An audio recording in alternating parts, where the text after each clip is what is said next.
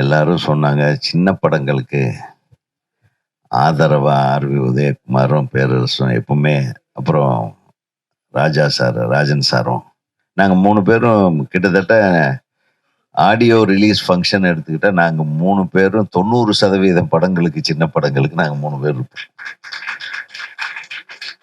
இடையில அவர் கொஞ்சம் உடம்பு சுமாரா இருந்தா, அண்ணே நீங்க கொஞ்சம் ரெஸ்ட் எடுங்கன்னு நாங்கெல்லாம் திட்டி விட்டோம். அதனால கொஞ்ச நாள் அவர் தலைமறைவுல இருந்தார்.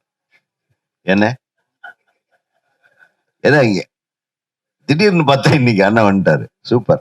நல்ல தெளிவா இருக்காங்க அண்ணன். அண்ணனுடைய உடல் நலத்தை நீங்கள் பார்த்துக் கொள்ள வேண்டும். நீங்கள் நீண்ட ஆயுளோடு, ஏன்னா அவரு இலவசமா குழந்தைங்களை படிக்க வைக்கிற ஒரு ஸ்கூல் நடத்துறாரு. அவரை விட உயர்ந்த உள்ளம் கொண்டவர்கள் என்னை பொறுத்தவரையில் எங்க அண்ணன். அவரு என்னுடைய முதல் படத்திலேயே ஒரு காட்சியில நான் அவரை நடிக்க வச்சிருக்கேன் 1988. ஸோ என்னுடைய மரியாதைக்குரிய நடிகர், திரைப்பட விநியோகஸ்தர் சங்க தலைவர், தயாரிப்பாளர், அவர் இல்லாத சங்கமே கிடையாது.